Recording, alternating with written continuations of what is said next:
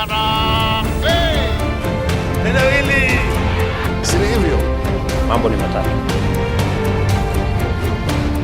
Ladies and gentlemen, good afternoon and welcome back to our channel once again. Allow me to begin this video by playing for you guys this short clip here by Fred Okengo Matiang'i. I want you to pay very close attention to what he's trying to say. Nililinda mtihani na haikuibiwa.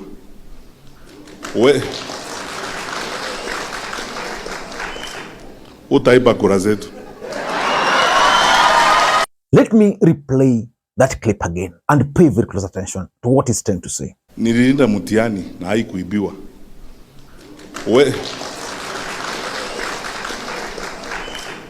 Utaiba kura zetu. Ladies and gentlemen, Fred Matiang'i is issuing a strong warning to President William Ruto over the 2027 rigging in the Republic of Kenya. Again, listening to this clip here by Rigathi Gachagua. Kwani mlikuwa na uoga itaibiwa? Ninaona mlikuwa mnaigiza baridi atakuwa naibiwa. Ni vile tu hamjui. Hii mjamaa tumeweka kwa kona. Si ndio? Kalonzo amefunga Ukambani, amefunga Pwani. Si ndio? Kesho tunaenda na Matiang'i kufunga Gusii na Kuria na Nyanza. Si ndio? Eugene Wamalwa na Tebea na Sifuna wamefunga Magharibi. Si ndio? Si Nairobi mmefunga? Na Mlima? Imefungwa haijafungwa? So hii jamaa atapitia wapi? Kuna msijali, don't worry.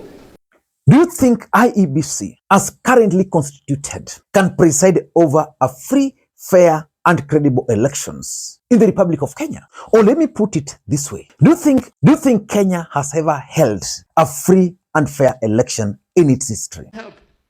Right now in Kenya, the last free and fair election that we had was in 2002. 2002. If we are not careful, even this election that is coming is not going to be free and fair. Because we all know that if elections were free and fair, Raila Odinga would have been the president of the Republic of Kenya. We can debate about 2022. We can debate about 2017. We can debate about 2013. But we can never debate about 2007. In that election, Raila Odinga won free, fair, and square. And everything confirmed that indeed he won. Mwai Kibaki was sworn in at night, despite the fact that Raila Odinga won. And the truth is, it's very difficult in the Republic of Kenya to conduct a free and fair election. Which means the only thing political parties can do is to place measures which can stop the rigging. In this video, I want us to look at what Kalonzo Musyoka, what Fred Matiang'i, and what Rigathi Gachagua can actually do if they intend to defeat William Ruto in 2027.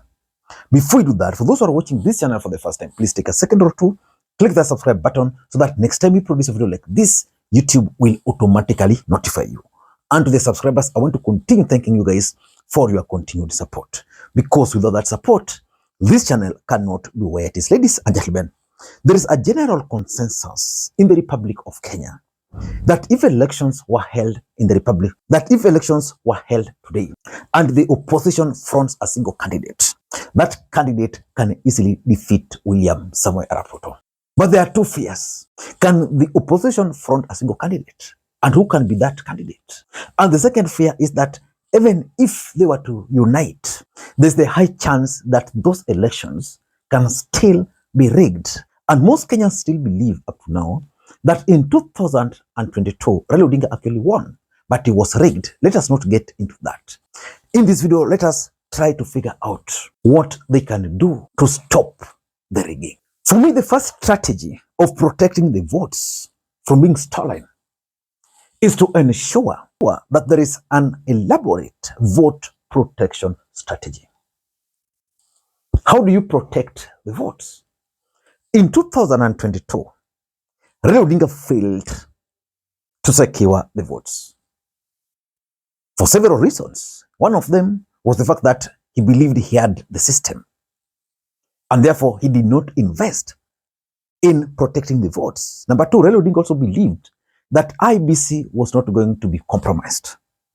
And he also believed that his team were actually in charge while they were actually not in charge. So a good vote protection strategy should include, number one, ensuring that when the votes are being counted, they are recorded. Number two, it will ensure that anybody who is going to any polling station is not bribed. Because there are instances where, for example, let's say we are in 2027, Kalonzo is the presidential candidate, and people are voting down here in Kondele. Then in the line there, mtu amekuja na pesa to influence voters. How will you manage to deal with that? In fact, my biggest fear for the opposition is that if they could not protect votes in Mbere, if they could not, how will they protect votes in William Ruto strongholds from being stolen? There's no way. But they must figure out how best can they protect their votes through vote protection strategy. Number two, and this is something which most people overlook, turnout.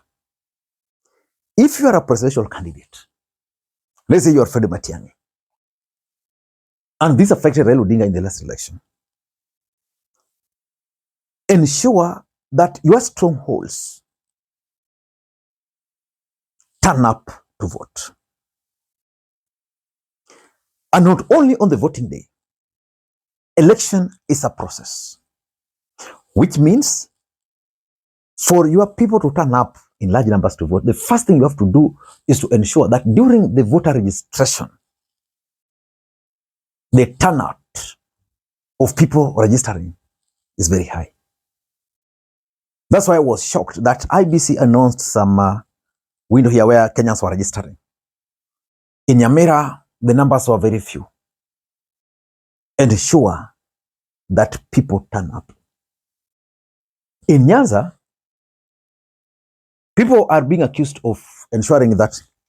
In Nyanza, for example, in the last election, Raila Odinga was defeated by around 200,000 votes. In Siaya, over 150,000 people did not vote. In Homa Bay, I don't know how many. So if you count the the 4 counties of Nyanza, you find out that almost 700,000 people did not turn up. Of course, there are those who died, those who changed, those who were sick, but 73% turnout, and your money is on the ballot is not good. The strategy is ensure your strongholds turn out in large numbers, so that they will be able to boost your numbers. Even if they rig here, there, they'll be able to boost the numbers. Number 3, which is very important, is to have a parallel tallying center. Raila Odinga had a fake parallel tallying center in the last election. I think they were compromised, the people who were charged with that. But a good parallel tallying center should actually be able to tell you that you've won or you've lost. So that if you've lost, you concede. If you've won, nobody can defeat you. And a good tallying center should be fast, because the thing is, normally voting is normally done in the presence of agents. So immediately they are keyed in and they are announced at the polling station, your agent should be able to relay that information. And your system, whether you make it public or private, at your tallying station should be able to reflect the actual figures. And of course, plus the picture. In the last election, Raila Odinga could not even produce images of the votes which were announced at the polling stations. And the importance of tallying centers is very simple. In the last election, we had 46,000 some 200 polling stations. It is projected that in the next election, we are likely to have over 55,000 polling stations. So assuming in 2027, we'll have 55,000 polling stations. Now, if you have 55,000 polling stations and you want to rig, you are in the system, you want to rig, you want to use the NIS to help you rig, what do? They did this in 2017 for Raila. You simply go to Raila Odinga strongholds and ensure that each and every vote Raila gets, you're denying him 5. So Raila gets 207 votes, but the one declared is 502, less by 5 votes. So if that is done consistently across, then you have 55,000 polling stations. If you multiply that by 5, that's a huge number. That's what they used to do. And then what they were doing is that now on William Ruto's side, they add him a few number of votes. Let's say Ruto gets 7 votes. Is given 9 or is given 11.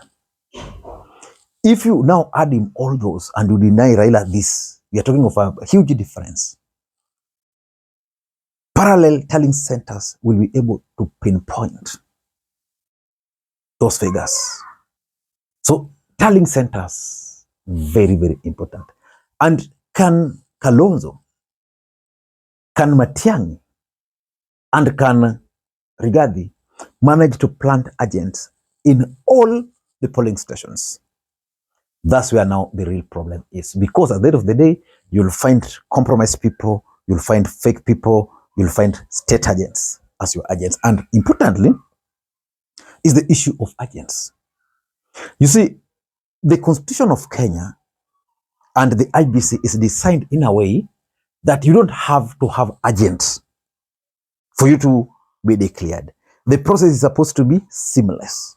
You are just supposed to go to the polling station, cast your vote, leave it there in the evening. They'll be counted publicly, then the results announced. That's what the Constitution envisages. But the truth is, there are people who are hell-bent on rigging. And that's why you need agents. If you're to pay 55,000 agents, just 2,000 Kenya shillings of them, each one of them, that's a very huge investment. And that's where Raila Odinga used to fail. Someone would come, you have your agents, they're very angry because agents starts very early in the morning. You know, they wait up to very late, the counting. Some of them start sleeping. The other opponent will come, they'll give bread, they'll give them lunch. You'll be bought. Or you'll just get tired and then they do their thing. So agents who are not compromised is something they must work on. Otherwise, if they won't work on those, they should not blame anybody. And importantly, is monitoring of IEBC. Rigging begins and ends with IEBC. It begins from the day they'll start registering voters. If voter registration is skewed, then you shall have, the opposition shall have lost. In 2017, during voter registration here in Kisumu, you'll be told they are registering people here in sports ground. You go there, munambiwa, they are not there, they're in Dunga. So umetoka umewacha vitu zako to go and register as a voter at sports ground, awako. Munambiwa, oh, mukienda Dunga huko, kids are not working. Well, in Rift Valley and in Mount Kenya at that time, everything was just okay. Several kids, some were even being taken to schools. But here, they were rotational. So they must monitor IEBC. They must monitor the procurement. Who is going to get the tender for what? For what? In the last election, for example, when the returning officers were announced out of 47, 33 were from Rift Valley. And I remember receiving a call from one of my friends, one of my subscribers then. He was based in Tanzania. He was like, you know, Lee, me, I'm close to NIS or Tanzania. And they were like, these guys, Raila wanacheza. They can't win like this. So they must check the procurement, the recruitment, all those. Because making noise, Raila made it. Raila had the people. He had the support, even of the deep state. But still, we ended up complaining about rigging. I don't know whether this team is actually ready to manage the rigging schemes. Until next time, This is Lima Queen. Bye bye.